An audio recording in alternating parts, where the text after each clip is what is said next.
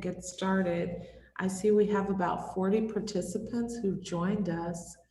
Um, so I'm going to introduce myself very quickly. My name is Kim Perry. I'm the Food Access Director with Urban Harvest, and I work with the mobile market as well as community gardens. And it's really to get access to farm fresh food to underserved communities. So that's my whole goal with the program.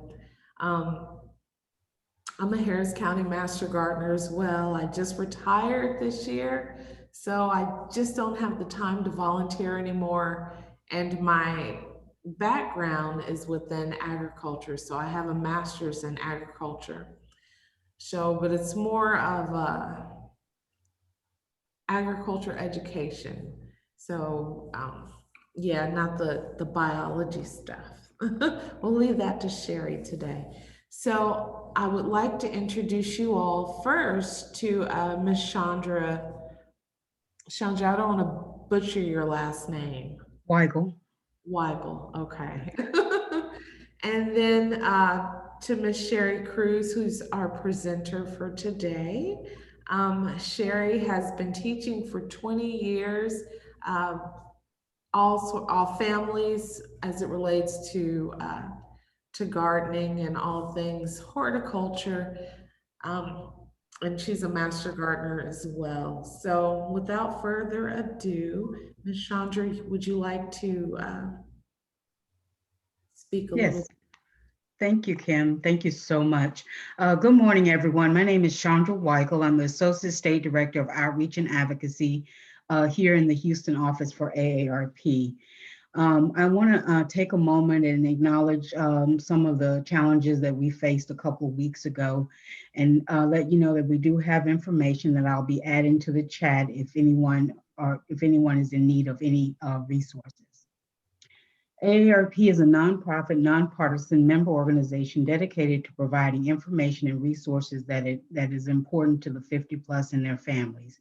We partner with organizations like Urban Harvest to bring us educational content and eye-opening events. AARP's social mission is to empower people to choose how they age. And through educational offerings like gardening and things like that, we can address several other types of issues that are related to the 50 plus. And we have partnered with Urban Harvest for the last 6 or 7 years. But I am proud to say this is our first virtual event, and I'm excited and thankful that they were able to pull together a series of trainings for us. If you're interested in more about the Houston offerings and other events that we'll have for you, you can visit our local community page, which is www.aarp.org/Houston, or you can find us on Facebook, YouTube, and Twitter as AARP Texas. If you have any questions about AARP, please utilize the chat. I will be here and we'll be able to answer questions in the chat, and I will also leave additional information for you. And with that, thank you, and I'll turn it over to Sherry. All right, well, let me get my screen shared and get my PowerPoint going here. Okay, so, all right. So herb gardening is a passion of mine. I particularly got into herbs because I love to cook, and through my love of cooking, I wanted to have right out my back door access to all the fresh herbs, and so that I didn't have to worry about running to the store and what did they have and what was fresh. And so that's how I really got interested in herbs. So we'll get started here.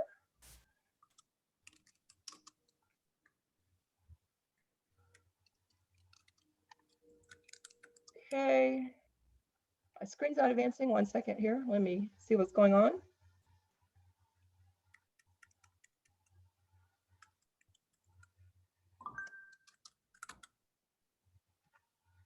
All right, thank you.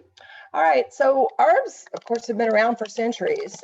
The word herb comes from Latin for grass, and you see mentions of many herbs in the ancient texts, including the Bible and the Quran, and they found remnants of herbs in many archaeological sites around the world. So herbs are a botanical pantry. The consumption of herbs and spices evolved from the ancient use of aromatic plants in food preparation and in preservation, of course, from medicine, perfumery, and burial rituals. So the flavors in the sense of aromatic plants, they're basically developed as defense mechanisms for the plants, but that's where we see some of the properties such as natural antibiotics, fighting for the plant against bacteria and fungus. That's where we get a lot of our antibacterial properties in some of the herbs. So even today, the World Health Organization estimates that about 2/3 of the world still depends on herbs for their medicines.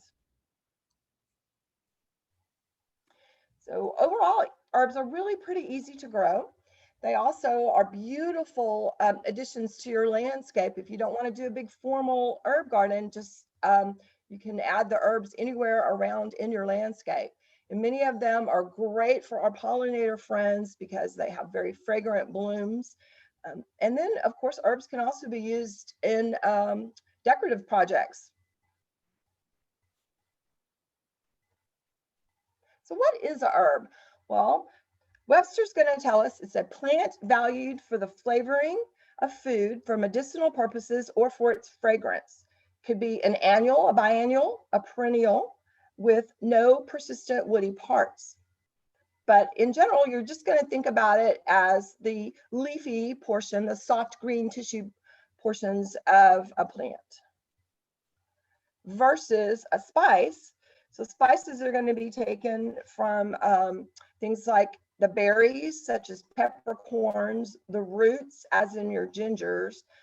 Seeds are from such as nutmeg, flower buds, where we get the cloves, and even stamen of flowers where we derive saffron. And they're usually from tropical climates.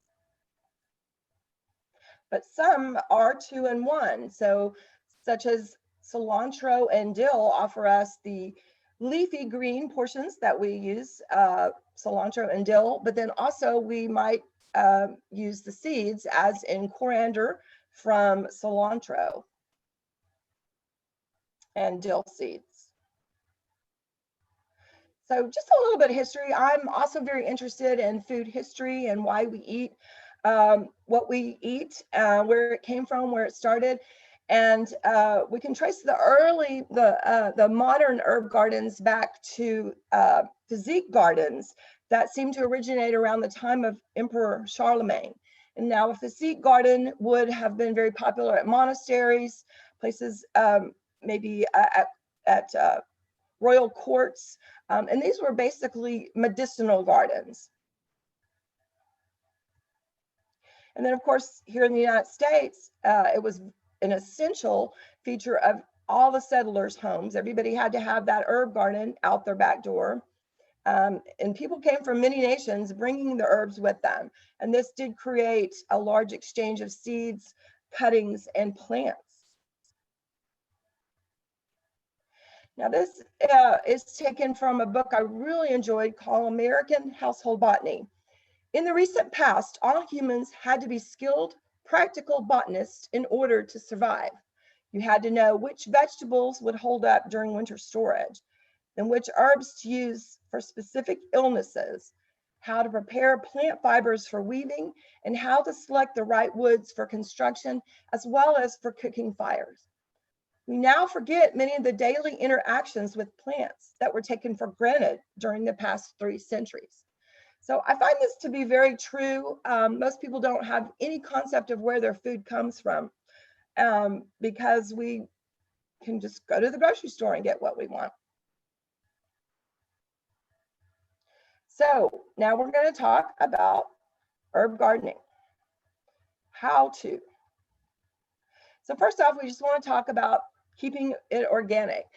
We do teach through Urban Harvest the principles of organic gardening. And I kind of like to think about it as, think about our bodies, and if we were to eat fast food all the time, would we stay alive? Well, yes, we would, but would we be healthy? Well, that I'm not so sure about. So it's kind of the same thing with plants. And I like to think about when we're feeding plants, really expand upon that and think more about you're feeding the soil, because your soil is so very important to the health and vitality of that plant. And if your plants are in a healthy soil web, your plants are going to be healthy. Soil is alive. There's thousands and thousands of tiny little microscopic critters that live in our soil that all contribute to the health of our plants. And if you're using chemical fertilizers, conventional fertilizers, you're basically over time just killing that soil. So you get in the trap, the circle of having to keep fertilizing just to keep giving brief little nutrients to those plants, but you're killing your soil web. Organics will keep a healthy soil. You'll be feeding that soil and keeping that soil healthy.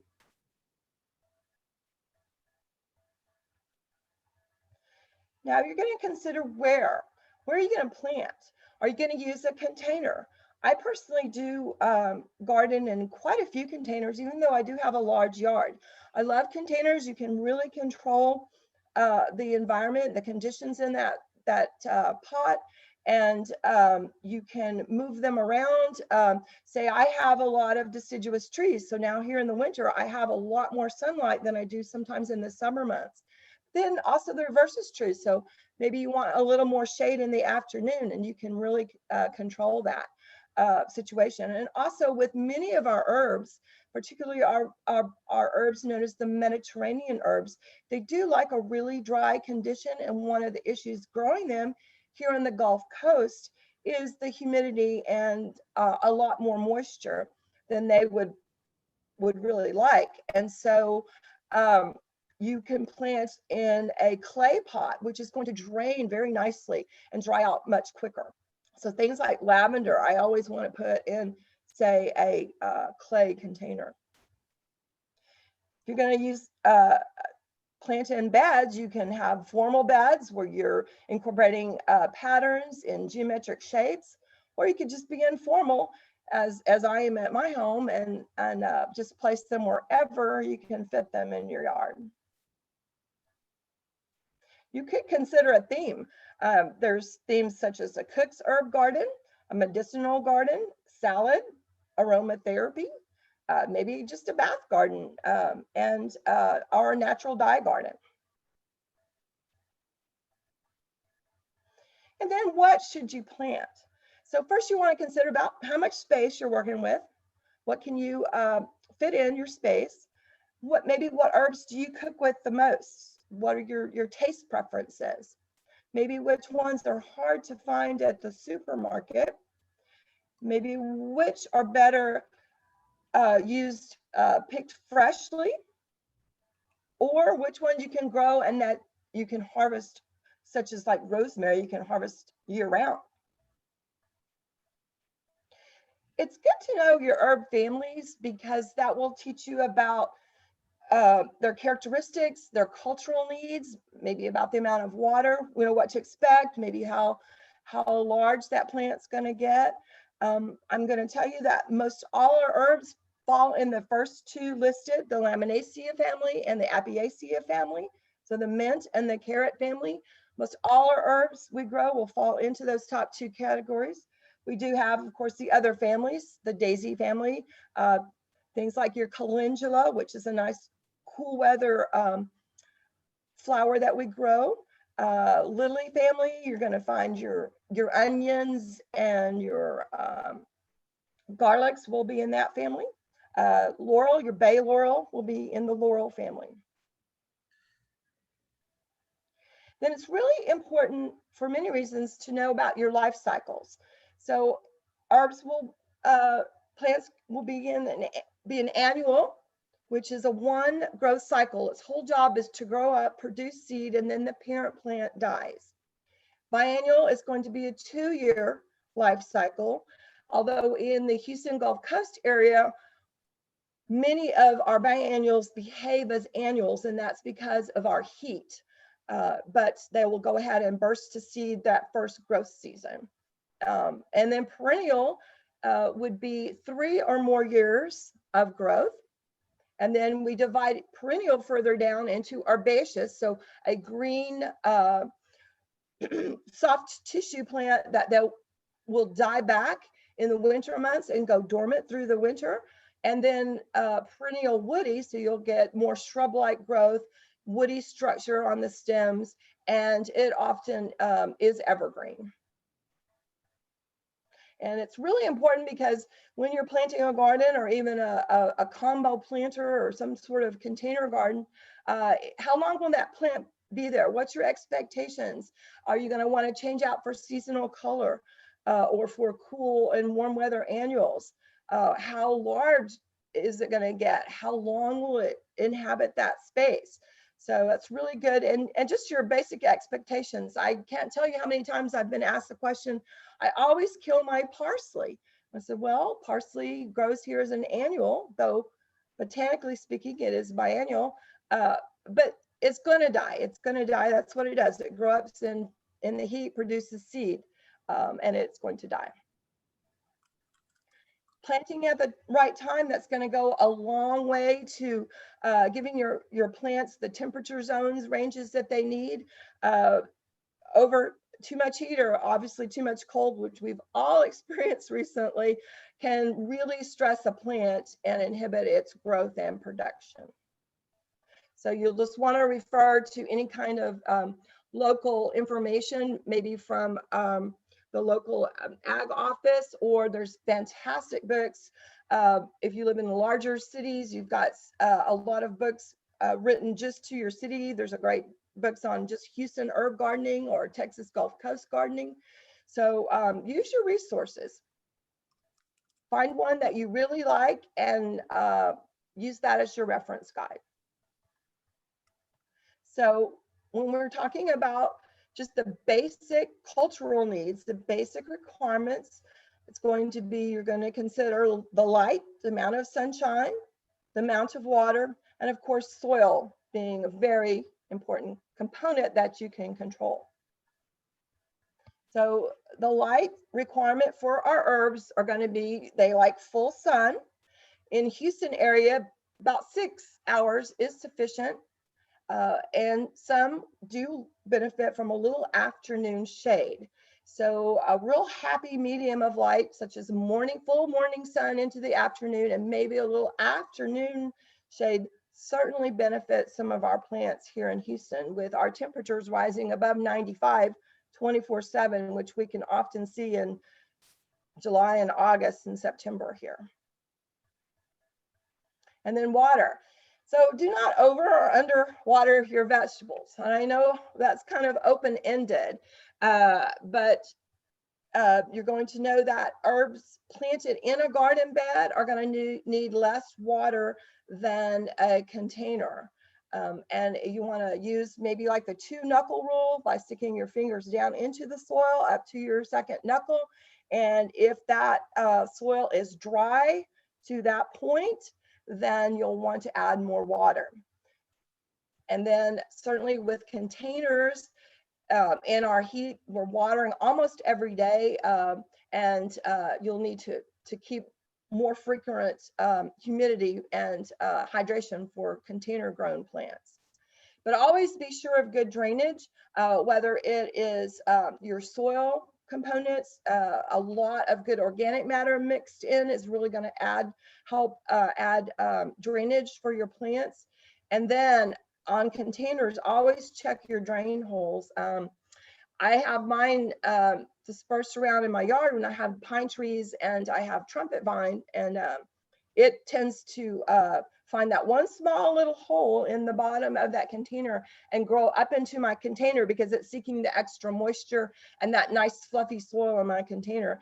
And that can really clog the drain hole because particularly again with those Mediterranean herbs that like a real dry climate, you can build up and clog that hole and have way too much water sitting in there. So your ideal soil needs to be fertile and free draining. So just a nice, our native Gulf Coast soil is heavy with clay, and clay is a very small particle. It holds tightly together and it doesn't allow for oxygen to travel to our plant roots. It holds in too much water. Houston was traditionally Gulf Coast all prairie lands, and we were populated with lots of tall prairie grasses that have deep roots that could really fight through that clay soil. So our herb plants, our vegetable plants don't like our clay soil. So when you can create that nice loamy, sandy soil that drains really well, you're going to set yourself up for success. But always adding lots of good organic nutrients in the way of compost and adding these constituents will really help the drainage and the fertility of your soil. So then what are you going to start with? So you need to consider if you're going to start with seeds. And then you want to make sure when you're buying seeds, you're buying from a reputable distributor. You want to check the dates on the back of those seeds, make sure those seeds are within the sell-by time. And also, how have they been stored? I mean, if seeds get too hot, they can kill the seeds. Some seeds don't even last very long. Think about your really small seeds. Particularly, let's think about parsley and dill. They don't particularly last that long, so you really don't want to buy seeds that are too far out of date. Transplants, when you are buying transplants, it's a great way to start. Of course, most of your perennials, I prefer with our annuals, they have rapid growth. Seeds work pretty well for starting a lot of our annuals. Many of our perennials, woody perennials can be very difficult from seed and take a very long time. You can get very specific instructions from different resources about how to take cuttings and things. But, you know, transplants are a great way to go. They're inexpensive. Before you leave, make sure that you check the plant. It doesn't seem to have any mold or fungus. And even I will sometimes take the plant out of the container and check the root system. Good healthy roots should be nice and white. You shouldn't see any mold or mildew or mushy roots. And you would probably want to avoid buying plants that are root bound. That means they've been in that little container too long and the roots are starting to curl up around the bottom. You can tickle those loose and straighten them out. In fact, you should when you go to plant those. If it's heavily root bound, you can slice a little with a sharp knife, slice off the bottom of that little root system. But you're stressing that plant, and particularly here in the Texas Gulf Coast, when we're sometimes with a lot of heat, that's going to stress. It's good to start with a plant that you're not having to really disturb those roots. And then, of course, divisions. Many of our herbs, think of chives, grow with clumping root systems, and you can literally dig those. Say you have a friend that has a nice clump of chives and they're willing to share. You may dig up the plant and take a sharp knife and just divide that root system. And there you go. You have a whole nother plant. And then cuttings. Cuttings is an excellent way to start many of our woody perennials. And it's simply a matter of selecting a nice healthy stem from a healthy plant, taking a cutting that's 5 to 6 inches long, and preparing that into a nice little container, maybe with some soilless potting medium, and keep that evenly moist, and it will develop a nice root system. And there you have a piece of a new plant. So some of the problems you might encounter is not enough sunlight. which can stress a plant and encourage disease issues and pest issues. When a plant is stressed, it literally does send out some chemical little messages, and that's when sometimes you're going to have some of your issues show up, your disease and insect pressures. And then certainly your water, again, keeping most of them, a lot of our annuals, which have rapid growth, you want to keep them evenly moist but not wet. Many of your Mediterraneans and your woody perennials, you let them completely dry and before you water again. And let the plant tell you, let the plant tell you if it needs more water. If it starts to look wilted. And then if maybe there's a nutrient deficiency, that would be time to add, some fertilizer. And then running to seed, we see that with our annuals. If you're planting off time, so say dill and parsley are cool weather annuals. When we start to get into the heat of our summer, they will do what's called bolting to seed. The plant is genetically coded. I've lived through my season. It's time to hurry and make seed, and then that parent plant will die. But sometimes you'll see it bolt to seed too soon, and that's just a weather thing or a timing thing.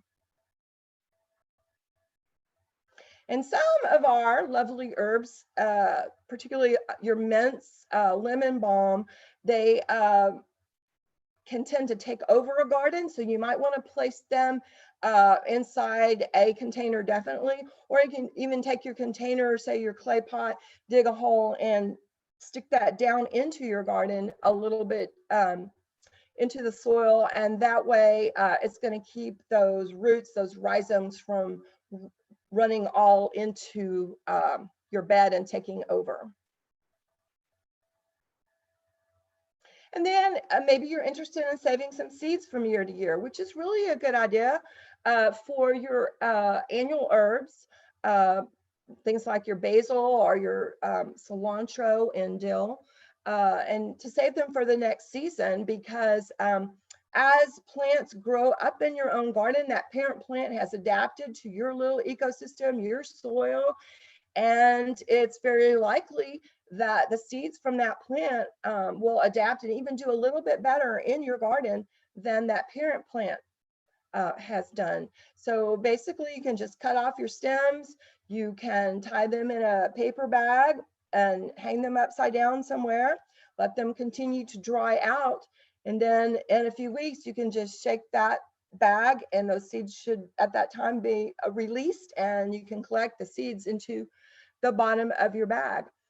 Sealing them in a little paper envelope or a little wax envelope and placing them in a refrigerator is the way to have the best result of saving seeds. But I don't have the luxury of having that much space for all my seeds I want to keep in my refrigerator. So I simply just keep them in a low light, cool, like in the bottom of my pantry area, and make sure that you date them so that you know how old your seeds are.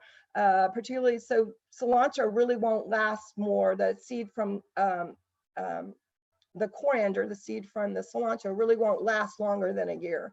So just make sure you date them as well. All right, now we're just going to get right into the herbs that we have the potential to be successful with in Houston. There's quite a few here. I probably won't read everything on the slide. I like to include a little bit of history with them. And so I believe you're going to have access to a PDF of this information that you can download and have for your resource. So basil is one of the most popular herbs around. This particular one here is going to be the sweet basil.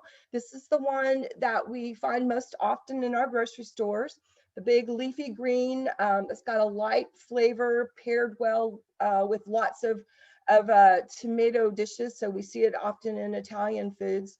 But there's so many different types of basil. Basil being in the mint family, it cross-pollinates pretty readily, and to count, there's probably over 60 different types of basil on the market. The sweet basil is an annual.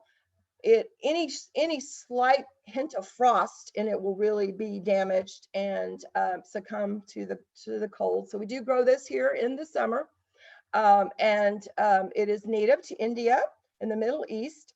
The word basil is thought to be of Greek origin, which means kingly herb. How well it was thought of. It was also said to have grown around Christ's tomb after the resurrection, and it is easily grown from seed.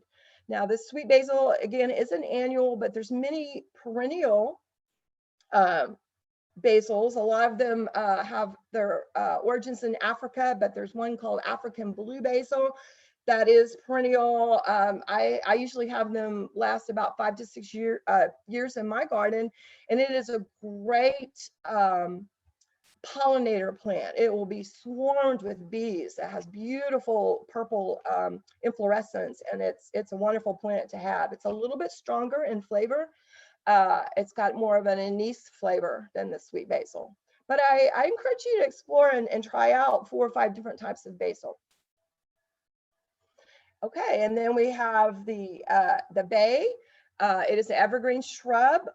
They can get up to around 20 feet tall.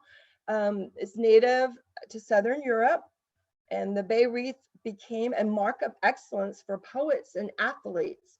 If you've heard the term resting on laurels, that's a reference back to this plant and awarding scholars this Bay Wreath. And so if they were no longer performing in their career, you might say, oh, they're resting on their laurels that they were originally presented with. But this one you'll want to buy a transplant or propagate it from a cutting. It is a fabulous shrub. I've got one that's been in the ground, I don't know, 20 years. It took a big hit with this severe freeze, but it will be okay because it's so well established. But anywhere that you take to remove a leaf, a new leaf will grow back. So, but you don't ever have to remove that many, because if you've ever cooked with bay, you know, a little bit goes a long way, and you only need maybe 2 or 3 for that nice big chili or that pot of stew you're cooking. And so you'll always have a nice stash of bay. Bee balm, I love this plant. It's a great pollinator plant. It's native to North America. It was used by the Native Americans for treatment for colds. Makes a great tea plant. You can dry the leaves and flowers and use that to make a tea. And this, in fact, was the tea that people in Boston after the Tea Party consumed this as a tea. Now you can plant this from seed, but also it does tend to have that large running root system, and you can take cuttings or take divisions. Forage Borge is a beautiful little blue flower. It is easily grown from seed. It's native to the Mediterranean.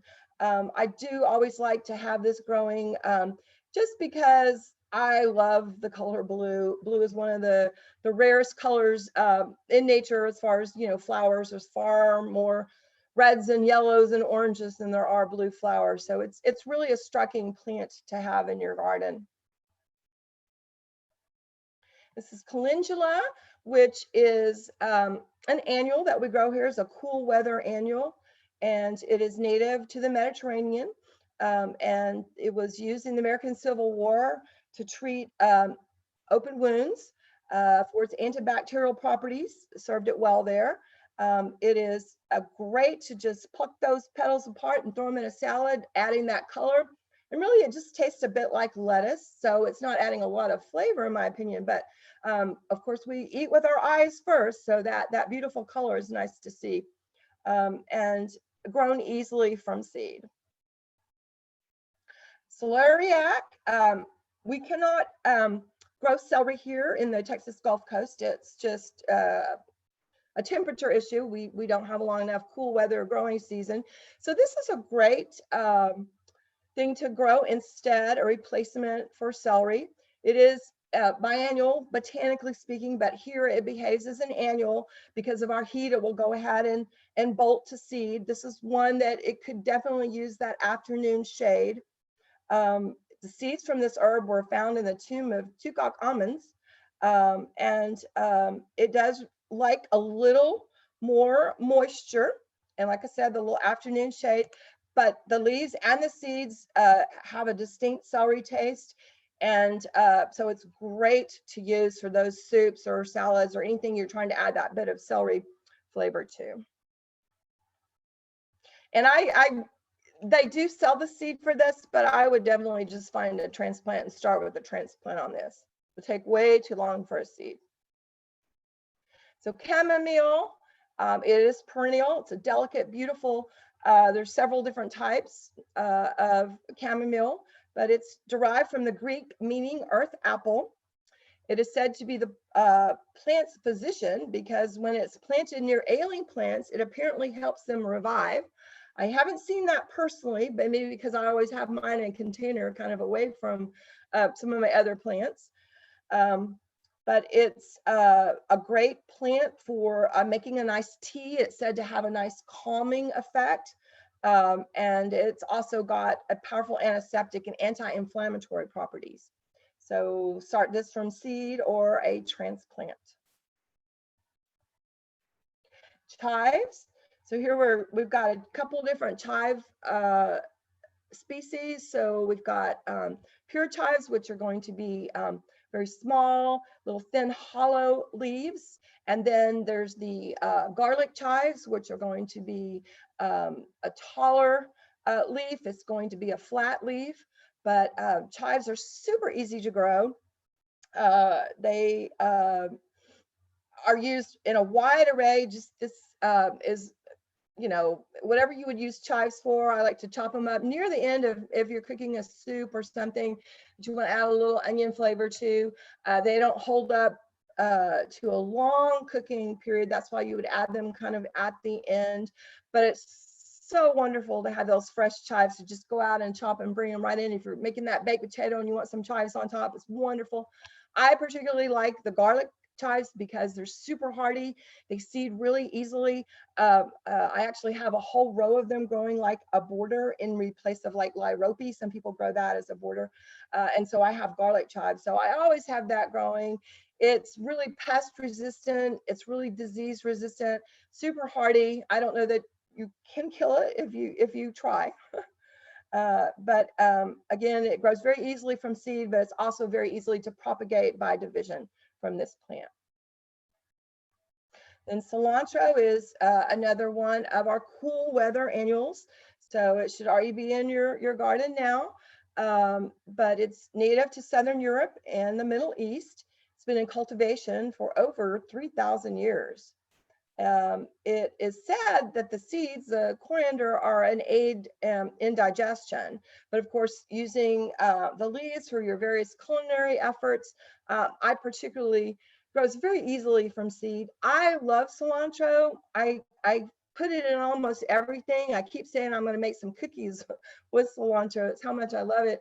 But there is that population. I want to say it's about 19% of the population that for them, cilantro tastes like soap. And that is just a genetic thing. I mean, I don't have that experience, but if you've ever seen, which I have, someone taste it and oh, they just, so you either hate it or love it. Then there's Cuban oregano, which really isn't an oregano. It is in the mint family, but it's more related to the coleus, which you've seen beautiful coleus plants, a nice summer plant. They're known for their striking colors on their leaves. But this does have an oregano flavor. It is very, very strong. This plant is really easy to grow. You don't want to overwater it, but other than that, it grows very easily. It grows easily from cuttings, even a little piece of a leaf. Just cut a leaf in half and stick it in a moist container, and it will grow roots. So it's very easy to propagate, but it cannot handle any cold whatsoever, but it does grow very rapidly. So even if you have to replant it each year, buying a transplant or getting a cutting from a friend, you're going to have it in your garden right away. Curry, this is a curry plant. I love this plant. It is striking with its gray foliage. It's native to Southern Europe. It is susceptible to fungal diseases, so you want to make sure that it's in maybe a clay pot. And when I have these Mediterranean herbs in a clay pot, instead of you don't want to put any kind of heavy compost or mulch around the base of the plant. I often will mulch with little small pebbles. That's going to keep maybe some soil-borne pathogens from splashing up out of the soil, hitting the leaves. And also, it's going to give you a nice clean look and helps with drainage. So this is one that I would probably put in a clay pot and put those nice little rocks all around it. But it does have culinary use. I really grow it as an aromatic. I have an Indian friend that say, oh yes, they do cook with it. But even though it's called, the common is called the curry plant, it is not, when you buy a jar of curry spice, it is not derived from this plant. As most of you probably know, curry is a mixture of different spices together. But this is a really fun plant to grow, very attractive and very aromatic. Dianthus, I love adding little flowers, edible flowers to my gardenscape. It's really great to have that color. Dianthus are another plant that just holds up really well. This is one of the few things that survived in my garden. The Dianthus are still looking pretty good out there after this heavy freeze. Dianthus comes from the words dios, meaning divine, and anthos, meaning flower. Both the Romans and the Greeks and gave pinks, which is a common name for this, a place of honor, and made garlands and coronets from the flowers. The petals can be added in salads or used as garnish, or a nerve tonic can be made from the petals. And people do infuse it into wines. It grows fairly easily from seeds, but I would probably start with a nice transplant or a cutting of this plant. And there's all different shades. Dianthus will be in reds to whites. It is a member, same family that the carnation is in. So it's going to have that similar little smell as a carnation, but very hardy. And it's a great little plant to grow. Just don't overwater it. It likes to be moist and then totally dry, and then add some more water. Dill is one of our cool weather annuals, probably my favorite winter annual to grow. It's native to Southern Europe and Western Asia. Dill was prized in the Middle Ages as a protection against witchcraft. You need to grow it away from a fennel plant because they would cross-pollinate. And it is a great plant if you're interested in butterfly gardening, because it is a host plant for the black swallowtail, and it grows very easily from seed. And then fennel. Fennel is perennial, though many people have it kind of somewhat behave as an annual. Here, it's one of those herbs that, again, likes to dry out before you water again. The ancient Greeks thought highly of fennel and used it as a slimming aid and for treating more than 20 different ailments. It was valued by the Romans and was eaten at banquets, as the leaf, the root, and the seeds were used in salads, and it was baked into breads and cakes. And soldiers took fennel for their good health, and the ladies ate it to prevent obesity. But it's really beautiful in the garden, and it's also another one of the plants that are a host plant for the swallowtail butterfly. And I would either get a separation from a friend, or I would buy a transplant of this plant. There's green varieties, and there's one that's a bronze fennel. So it's a great way to add some really pretty color and texture, because it's got those ferny leaves, and it's quite lovely to add texture and color to your herb garden. And then garlic. What we can say about garlic, it's used extensively in culinary use, but as you probably have heard, it's got great antibacterial properties.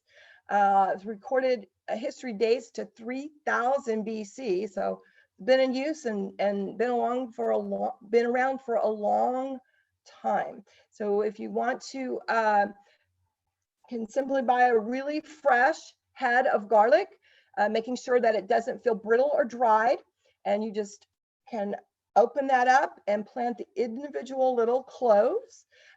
You will see there's the top is the dried leaf scar where the leaves were going to emerge. The bottom, you can see the little dried up roots. Certainly you'll want to put it root side down, and leave the little leaf scar.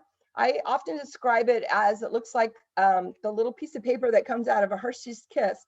Leave that above the soil line. You don't want to plant it too deeply or it will just rot in our soil. Ginger, the many types of gingers are all edible, but the one that we grow for our culinary use is the Zingiber officinale. It is a lovely plant. It has a rather an insignificant white inflorescence, but the leaves and everything are very aromatic. I've grown it. It's a beautiful plant to have on your back patio because these plants do like a little bit of shade. I don't ever dig it up to use the root because it's too easy to go buy a nice root at the store. So I think about going to ethnic stores, maybe Asian stores, to buy a root that you can plant. Again, I say an ethnic store because they'll typically have a high turnover of the product. And so it's going to be a fresher root. And then you would just want to plant it just below the soil. Don't want to put it too deep. You want to plant it high or watch it die, I would say. So you're going to also see little leaf scars, and that's going to have those barely popped up above the soil line, keeping it evenly moist. And once it produces its stems and leaves, then you can back off a little on that water. But there's all kinds of use, even for the leaves. You can use the leaves to wrap food in for cooking. Hyssop. Hyssop is a perennial. It is native to southern and southeastern Europe, has a long culinary history as a medicinal plant in ancient Arabia. It's great plant to grow. I grow it mainly for our pollinator friends. It's very attractive and the butterflies and bees really, really love it. So it can be grown from seeds or cuttings. And then there's lamb's ear. I like to always, again, keep this plant in a nice clay container. It is susceptible to some fungal diseases if it gets too much moisture, but its leaves are antiseptic and can be actually applied directly on some scratches or insect bites to help in your healing. It's great for rock gardens, again, because it likes that light, that drier environment. And I would buy transplants or get a division of this plant. And then lavender. Who doesn't love lavender? It's such a beautiful plant. There's a sweet lavender that people do use in for cooking as well, making maybe little tea biscuits, little shortbread cookies, things of that nature. A lot of people say if you want to watch a plant die in Houston, buy a lavender.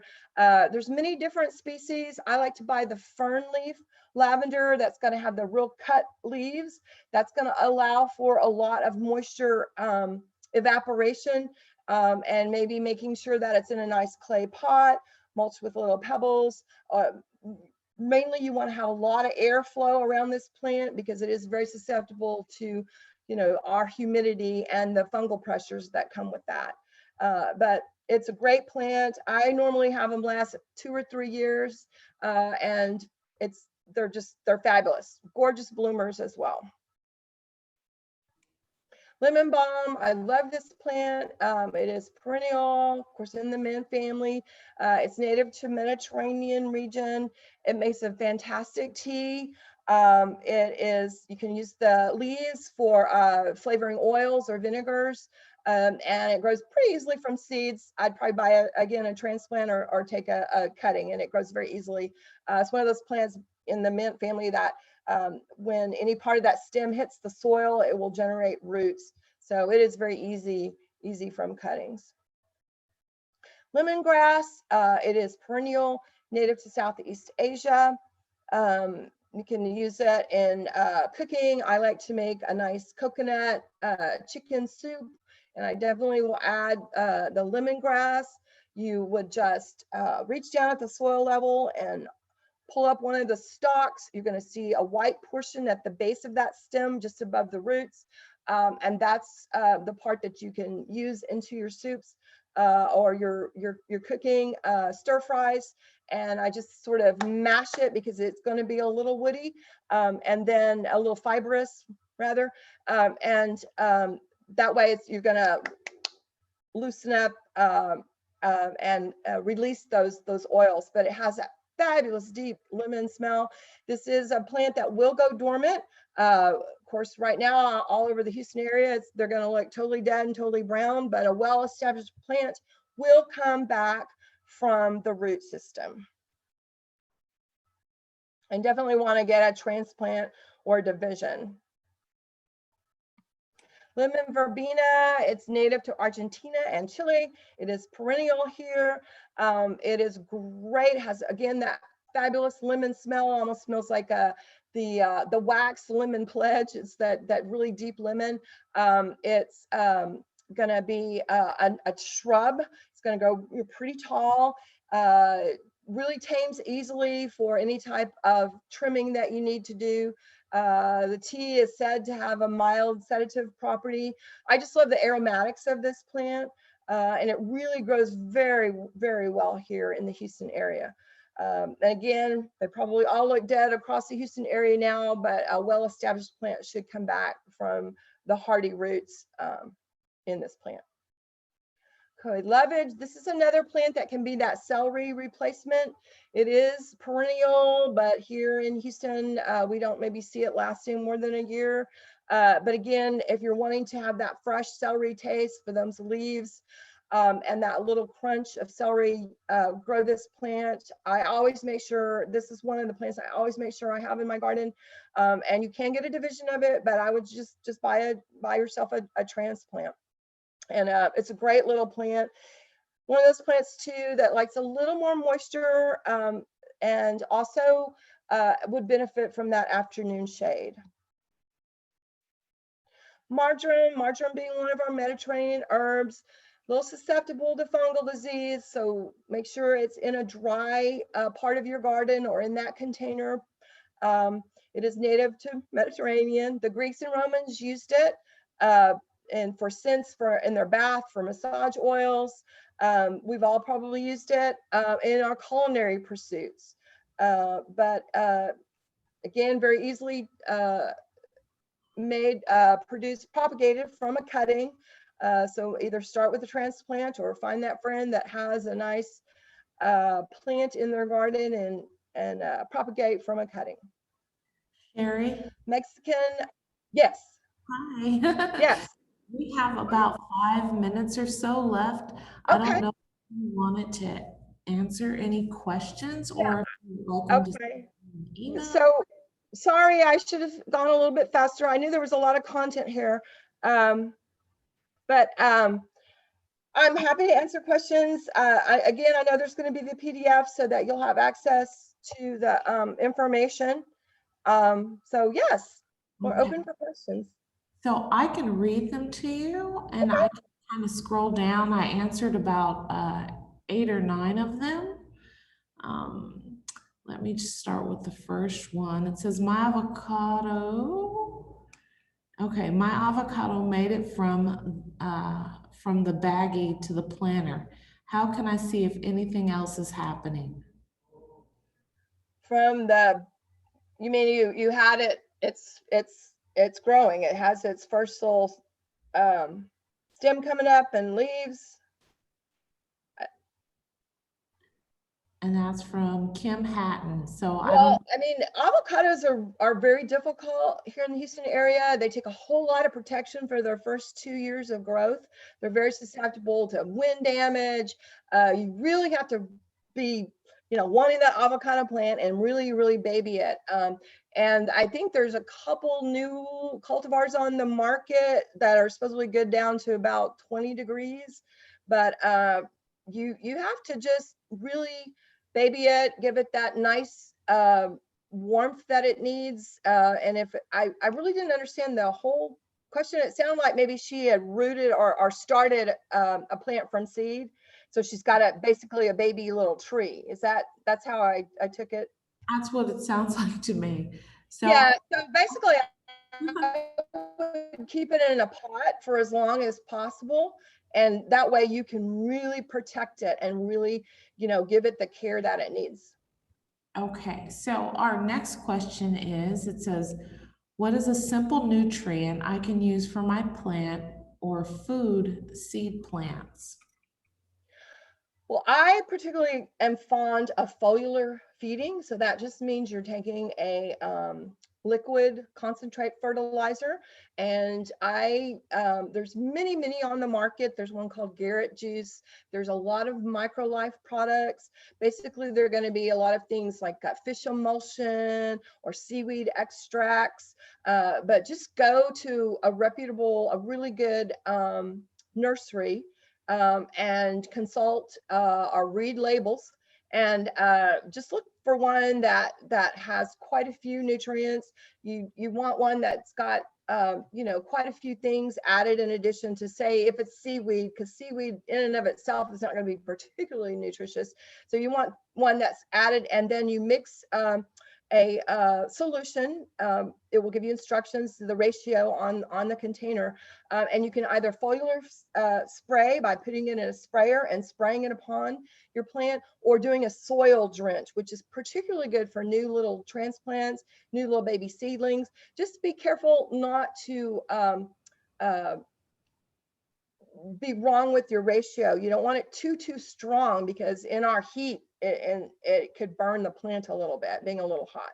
But I love foliar feeding. Just find yourself a really good liquid fertilizer, Okay. organic. All right, so there are all kinds of questions. I don't think we're going to get to all of them today. So, Sherry, they can contact us here at Urban Harvest, or they can, I don't know if you accept questions, but I can certainly answer questions here. Okay. So, and this is being recorded. People have asked a couple times. It's being recorded, and we will share that with AARP. And I believe that it's going to be posted on our Urban Harvest YouTube page as well. So you can reach me at, I'm going to give my email address in the chat, which is kim@urbanharvest.org.